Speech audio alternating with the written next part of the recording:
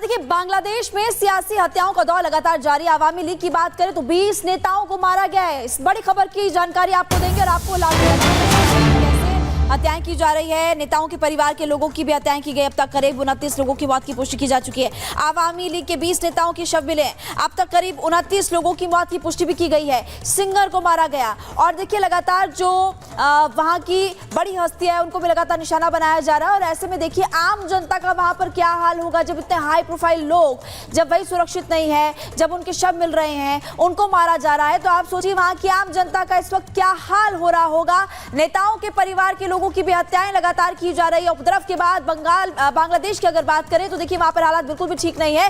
गायक राहुल आनंद के घर पर तोड़फोड़, इससे पहले आपको जानकारी दे रहे थे। और अब आपको बता रहे, अब तक करीब 29 लोगों की मौत की पुष्टि। ये नेता थे, नेताओं के परिवार वालों को भी लगातार मारा जा रहा है।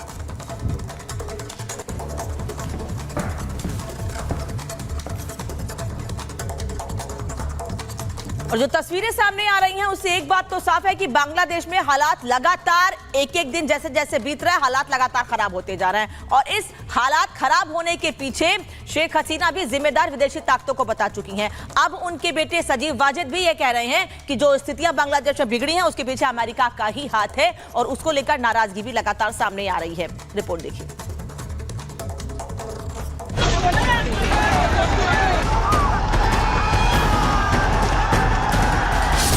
बांग्लादेश से रोज बर्बादी की नई तस्वीरें सामने आ रही हैं। कभी कट्टरता के नाम पर तो कभी आंदोलन के नाम पर लोगों की हत्या हो रही। लोग सड़कों पर उतरकर विरोध कर रहे हैं। अल्पसंख्यकों के घरों में आग लगाई जा रही है। लेकिन सोचने वाली बात है कि विकास की पटरी पर आगे बढ़ रहा बांग्लादेश डिरेल कैसे हो गया? कैसे वहां इतनी अशांति फैल गई?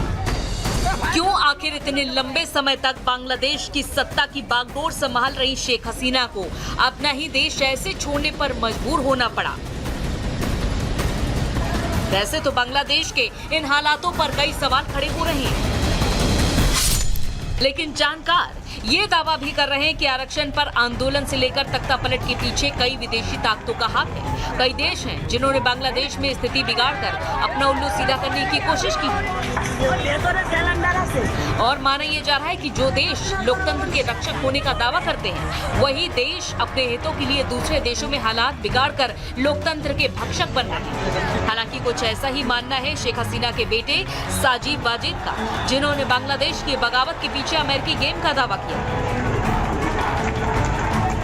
अमेरिका की मंशा का अंदाजा इस बात से भी लगाया जा सकता है कि जहां जहां अमेरिका निवेश करता है, वो देश थोड़े समय बाद खुद ही अस्थिर हो जाता है। दरअसल अमेरिकी सरकार की कथित विकास एजेंसी US agency for international development यानी यूएसएड का काम तो दूसरे देशों को मदद करना है, लेकिन इतिहास गवाह है कि जिस भी देश में यूएसएड की तरफ से मदद दी जाती है, वहां राजनीतिक अस्थिरता पैदा होती है। विशेषज्ञों के मुताबिक इसका काम अमेरिकी खुफिया एजेंसी CIA के साथ मिलकर अमेरिकी हितों की रक्षा के लिए विदेशों में अपने लिए मोहरे तैयार करना रहता है। बांग्लादेश के मामले में भी यूएसएड ने बार्क और जमात इस्लामी को अपना जरिया बनाया है।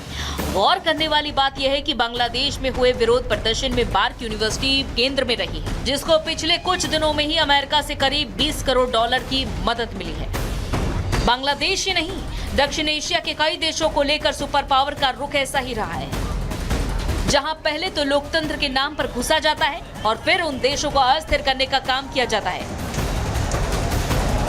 पाकिस्तान, अफगानिस्तान, बर्मा इसका उदाहरण है। अफगानिस्तान में तो अमेरिका ने 20 साल तक अपनी फौज के जरिए दखल रखा।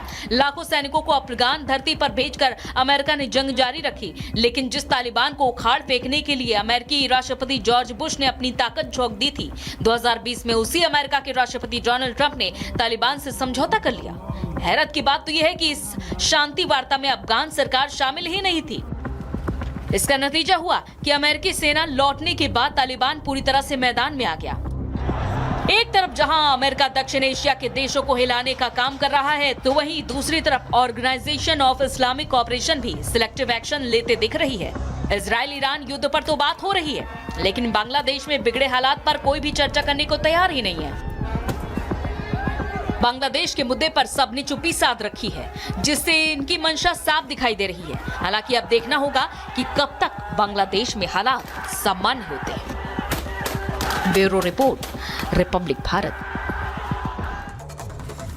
तो देखिए, एक तरफ बांग्लादेश में हालात बेकाबू हो गए हैं, लेकिन दूसरी तरफ भारत में लगातार अब बांग्लादेश की स्थिति को लेकर भारत में भड़काऊ बयान दिए जा रहे हैं। कांग्रेस नेता सलमान खुर्शीद ने विवादित बयान दिया है और ये कहा गया है कि बांग्लादेश जैसे हालात भारत में भी हैं, भारत का सिस्टम इसे रोक रहा है। ये कहा गया सलमान खुर्शीद की तरफ से। ना सिर्फ सलमान खुर्शीद, यानी कि कल देखिए संजय राउत की तरफ से भी विवादित बयान दिया गया था। शेख हसीना को तानाशाह बता दिया गया था।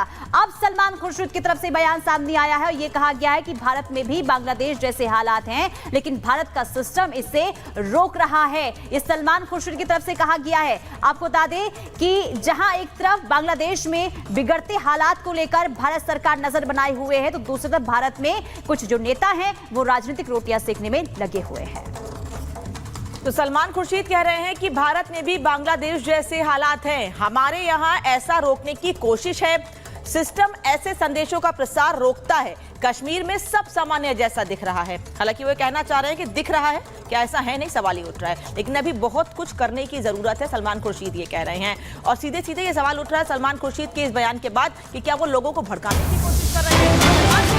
भारतीय जनता पार्टी ने भी तीखी प्रतिक्रिया दी है। सलमान खुर्शीद जिस तरह से बयान दे रहे हैं उस पर बीजेपी ने नाराजगी जाहिर की और कह रहे हैं कि लोगों को भड़काने की कोशिश कर रहे हैं। शहजाद पूनावाला ये कह रहे हैं कि कांग्रेस लोगों को भड़काने की कोशिश कर रही है, भारत में भी उपद्रव फैलाने की साजिश की जा रही है। शहजाद पूनावाला कह रहे हैं, सुनिए। कांग्रेस के कुछ नेता, सलमान खुर्शीद जैसे नेता कहते हैं कि जो बांग्लादेश में हुआ वो भारत में भी हो सकता है। ये एक लौते ऐसे नेता नहीं है। संजय राउत हो, महबूबा मुफ्ती की बेटी हो, ये अनेकों प्रकार के लोग चाह रहे हैं कि भारत में भी वही हो जो बांग्लादेश में हुआ। पर सवाल ये पैदा होता है कि मोदी विरोध में उतरते उतरते क्या भारत और भारत की संस्थाओं के विरोध में उतरना जरूरी है? क्या भारत की लोकतांत्रिक संस्थाएं इतनी कमजोर हैं? क्या भारत में चुनाव जो हुए अब उस पर फिर से सवाल उठाए जाएंगे? या भारत की सेना जिसने कभी भी राजनीति में हस्तक्षेप नहीं किया है, क्या भारत की सेना के प्रति भी कुछ सवाल खड़े किए जा रहे हैं? देखिए, इस पूरे मामले को लेकर राजनीति भी हो रही है। एक तरफ आप बखूबी जानते हैं कि बांग्लादेश में इस वक्त क्या हालात बने हुए हैं। वहां पर लोग परेशान हो रहे हैं, लोगों की मौत हो रही है, हिंदुओं को निशाना बनाया जा रहा है, मंदिरों में तोड़फोड़ की जा रही है। अगर यहाँ की बात करें, एक तरफ जहां भारत सरकार लगातार कह रही है कि हम बांग्लादेश के साथ है, लेकिन दूसरी तरफ हम देख रहे हैं कि विपक्ष इस पूरे मुद्दे को लेकर अपनी राजनीतिक रोटियां सेक रहा है। विपक्ष लगातार टिप्पणी कर रहा है और इशारों में हम देख रहे हैं कि यहाँ पर सरकार को भी, बीजेपी को भी नसीहत देते हुए नजर आ रहा है। रिपोर्ट को आप देख लीजिए।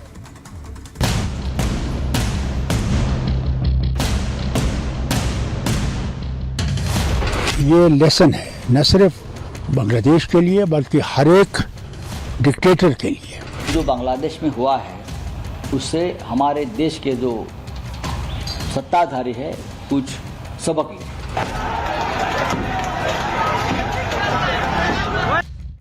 बवाल बांग्लादेश में मचा है, लेकिन सियासत भारत में हो रही है।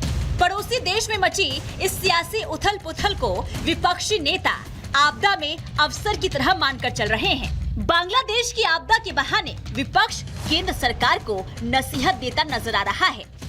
जो लोकतंत्र का मुखौटा लगाकर अपनी तानाशाही देश में चलाते हैं, लोगों की भावना, लोगों का स्वातंत्र, लोकतंत्र कुचल देते हैं। जो विरोधी होते हैं अपने, उनको जेल में डालते हैं या ख़त्म कर देते हैं।